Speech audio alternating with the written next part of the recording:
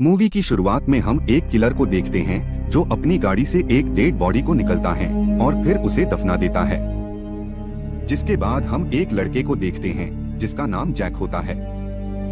Jack इस सुनसान रास्ते पर आने वाली गाड़ियों से लिफ्ट मांग रहा होता है।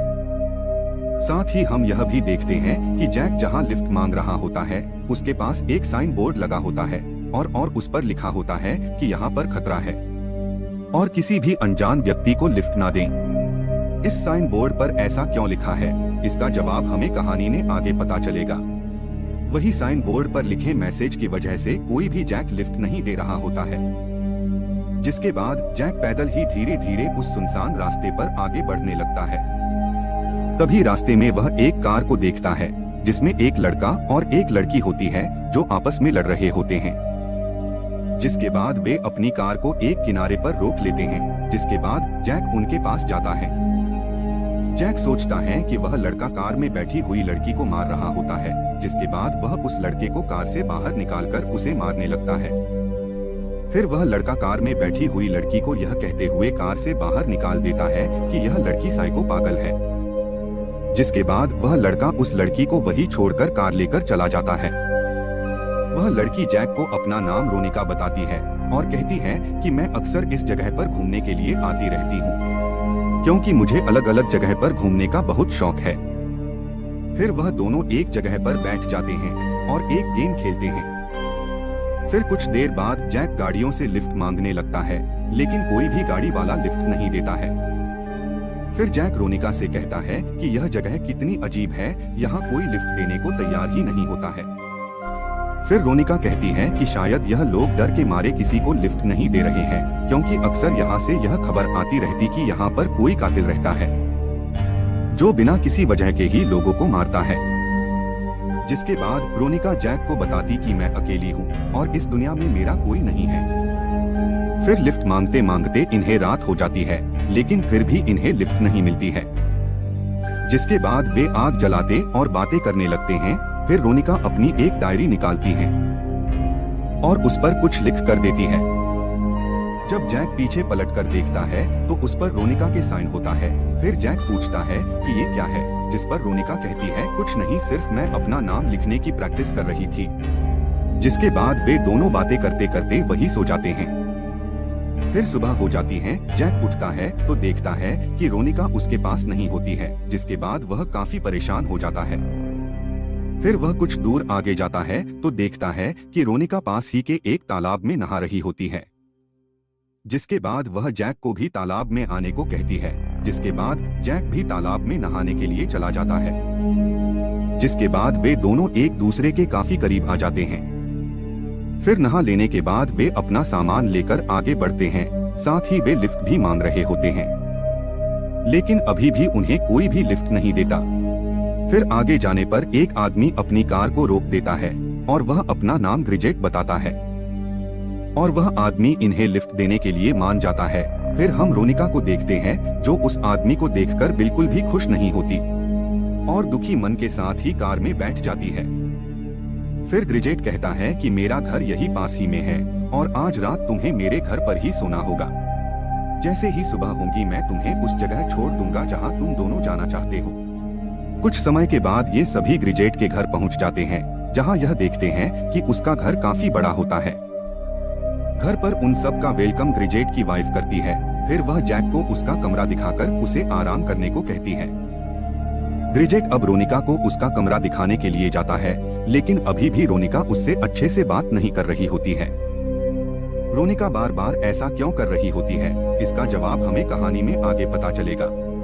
अब जैक अपने कमरे जाकर सो जाता है क्योंकि लिफ्ट मांगते मांगते वह काफी थक गया होता है। फिर जब उसकी आंख खुलती है तो वह देखता है कि अब शाम हो गई होती है। फिर उसी कमरे में उसे एक बॉक्स पड़ा हुआ दिखाई देता है। जैक जब उसे खोलता है तो देखता है कि उसमें ग्रिजेट और उसकी वाइफ की फोटो होती है। साथ ही उसमें 2 बच्चों की भी तस्वीरें होती हैं, जिसे देखकर जैक समझ जाता है कि इनके 2 बच्चे भी हैं। लेकिन जैक इस घर में अभी तक एक भी बच्चे को नहीं देखा होता है। इसके बाद जैक रात को खाना खाने के बाद अपने कमरे में चला जाता है। फिर कुछ देर बाद वह जब रोनिका से मिलने जाता है तो वह छत पर बैठकर सिगरेट पी रही होती है। फिर दोनों साथ में बैठकर बातें करने लगते हैं। फिर रोनिका बताती है कि बचपन में मेरा एक भाई भी था और जब हम खेल रहे थे तो वह एक ट्रक के नीचे आ गया, जिस वजह से उसकी मौत हो गई। फिर रोनिका बताती है कि मेरे माँ बाप भी नहीं हैं। जिसके बाद जैक रोनिका के प्रति सहानुभूति दर्शाता है और फिर कुछ देर बाद वह नीचे आ जाता है। नीचे आने के बाद वह ग्रिजेट के पास बैठ जाता है और उससे कहता है कि कल सुबह ही उसे अपने घर जाना है, क्योंकि मेरे घर वाले बहुत ही ज्यादा परेशान होंगे। इस बारे में रोनिका से भी मेरी बात हुई है। जिसके बाद जैक ग्रिजेट से उसके दोनों बच्चों के बारे में भी पूछता है। फिर ग्रिजेट कहता है कि मेरे तो कोई बच्चे नहीं हैं। यह सुनकर जैक बहुत ही अजीब लगता है। फिर सोचता है कि उसने जिन बच्चों की तस्वीरें देखी वो कौन थे, लेकिन जैक इसके बारे में बहुत नहीं सोचता क्योंकि उसे सुबह ही जाना होता है। जिसके बाद अपने कमरे में जाकर सो जाता है और जब आंख खुलती है तो सबसे पहले वह रोनिका के कमरे में जाता है ताकि उसे साथ लेकर जा सके, लेकिन कमरे में वह नहीं होती है। तभी वहां ग्रिजेट आता है और कहता है कि रोनिका चली गई है। उसने तुम्हें इसलिए नहीं बताया ताकि कि तुम परेशान न हो।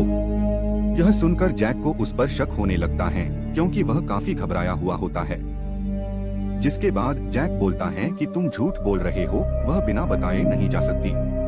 जिसके बाद जैक परेशान होकर पूरे घर में रोनिका को ढूंढने लगता है, लेकिन वह नहीं मिलती है। फिर ग्रिजेट उसे रोनिका का लिखा हुआ खत देता है। खत को देखकर उसे थोड़ा विश्वास हो जाता है। फिर भी रोनिका के चले जाने से वह काफी दुखी होता है। फिर वह ग्रिजेट के घर से पैदल ही जाने लगता है। फिर उसका ध्यान उसके हाथ में पड़े लेटर पर जाता है। फिर जब वह ध्यान से देखता है तो उसे शक होता है और फिर वह रोनिका की दी हुई साइन वाले लेटर के लिखावट को और उस लेटर के लिखावट को मिलाता। जिसके बाद पता चलता है कि वह लेटर जो ग्रिजेट ने दिया होता है वह उसका है ही नहीं। जिसके बाद जैक समझ जाता है कि ग्रिजेट उससे झूठ बोल रहा है। रोनिका उसके घर से तो कभी गई ही नहीं होती है, जरूर ग्रिजेट उसके साथ कुछ बुरा किया है। तभी अचानक पीछे से उस पर कोई हमला कर देता है, जिससे वह बेहोश हो जाता है। जब जैक को होश आता है तो वह खुद को एक चलती हुई गाड़ी में पाता है जिसमें मरे हुए जानवर रखे होते हैं। फिर जैक को जब होश आता है तो देखता है कि उसके सामने एक बूढ़ा आदमी होता है जिसने उसे किडनैप किया होता है। वह बूढ़ा आदमी उसे एक कुर्सी पर बांध देता है। फिर कुछ समय बाद उसको कुर्सी पर बैठाकर उसके सामने खाना रख देता है और उसकी तस्वीरें लेने लगता है।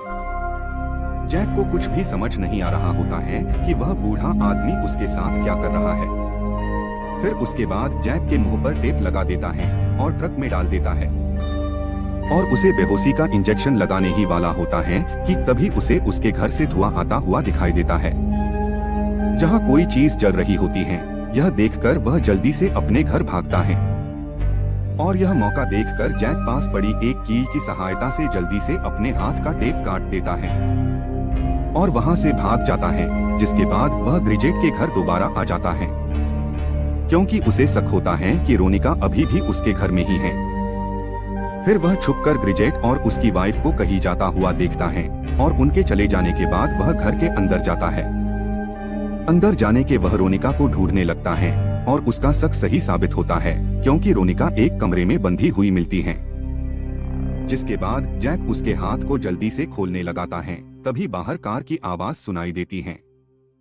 जब जैक बाहर देखता है तो ग्रिजेट और उसकी वाइफ वापस आ गए होते हैं, जिन्हें देखकर दोनों पीछे के दरवाजे से बाहर भागते हैं, लेकिन समय ग्रिजेट की वाइफ खिड़की से इन्हें देख लेती हैं। जिसके बाद ग्रिजेट और उसकी वाइफ कार से उन दोनों का पीछा करते हैं। फिर वह दोनों भागते भागते एक पुराने घर के पास आ जाते हैं। जैक को काफी चोट लगी होती है जिससे उसे बहुत दर्द हो रहा होता है। तभी जैक को याद आता है कि यह तो वही घर जहां पर बूढ़ा आदमी उसे बंदी बनाकर लाया था। तभी बूढ़ा आदमी भी वही आ जाता है। उसे शक हो जाता है कि यहाँ पर पहले से ही कोई है। फिर वह बोलता है कि यहाँ पर कौन है। तभी रोनिका उसकी गन लेकर बूढ़े आदमी को गन पॉइंट पर ले लेती है। जिसके बाद बूढ़ा आदमी जैक को बोलता है कि तुम कितने बेवकूफ हो, तुम अभी तक नहीं समझ पाए। जैक क्या नहीं समझ पाया होता है, जिसके बारे में बूढ़ा आदमी बात कर रहा होता है, यह हम कहानी में आगे जानेंगे।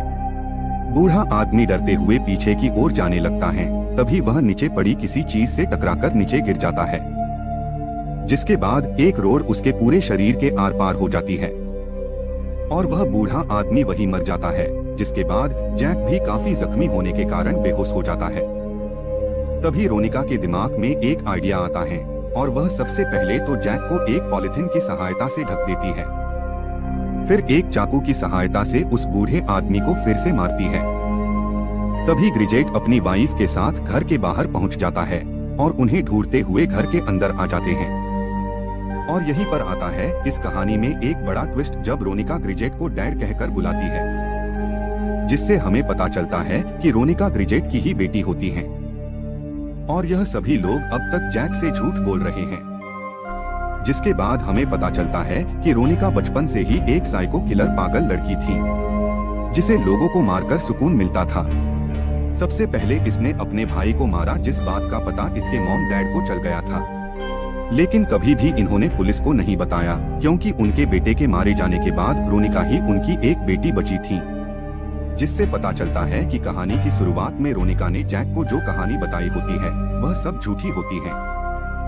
और मूवी की शुरुआत में हम जिस डेड बॉडी को किलर को दफनाते हुए देखते हैं वह कोई और नहीं बल्कि रोनिका ही होती है। वह बचपन से ही लोगों को मारते हुए आ रही थी।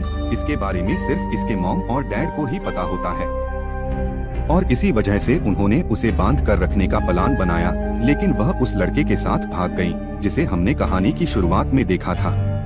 लेकिन उस लड़के को पता चल जाता है कि वह एक साइको है और इसी वजह से वह उसे छोड़कर चला जाता है। वही ग्रिजेट जो लगातार अपनी बेटी रोनिका को ढूंढ रहा था, तो उसे वह जैक के साथ रोड पर मिलती है। जिसके बाद वह उनसे झूठ बोलकर उन्हें अपने घर लाता है और इसी वजह से रोनिका भी काफी घबराई होती है कि ग्रिजेट कहीं उसकी सच्चाई न बता दें। फिर ग्रिजेट रोनिका को फिर से एक रूम में बांध देता है और एक बूढ़े आदमी को पैसे देकर उसे टाउन से बाहर ले जाने को कहता है, जिससे कि जैक की जान बच जाए और रोनिका की सच्चाई भी किसी को पता न चले। इसका मतलब यह कि अब तक ग्रिजेट की वाइफ और वह बूढ़ा आदमी सभी लोग जैक को मरना नहीं बल्कि बचाना चाहते थे। और इसी वजह से मरते समय बूढ़ा आदमी जैक से बोलता है कि तुम कितने बड़े बेवकूफ हो, तुम अभी तक समझ नहीं पाए। तभी रास्ते में जैक होश आ जाता है और वह गन लेकर कहता है कि रोनिका को छोड़ दो। इससे पहले कि रोनिका की मां सच्चाई बता पाती, रोनिका ने गन से मारकर उन्हें बेहोश कर देती है।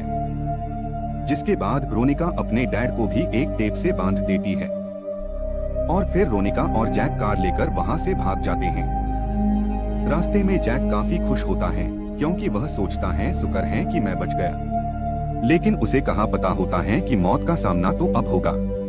वह काफी थका होने के कारण आंखें बंद करके सो जाता है और तभी हम देखते हैं कि रोनिका का हाथ धीरे धीरे चाकू की ओर बढ़ रहा होता है, जिससे हमें पता चलता है कि वह जैक को भी मार देगी। और इसी डार्क एंडिंग के साथ यह मूवी यहीं पर खत्म हो जाती है।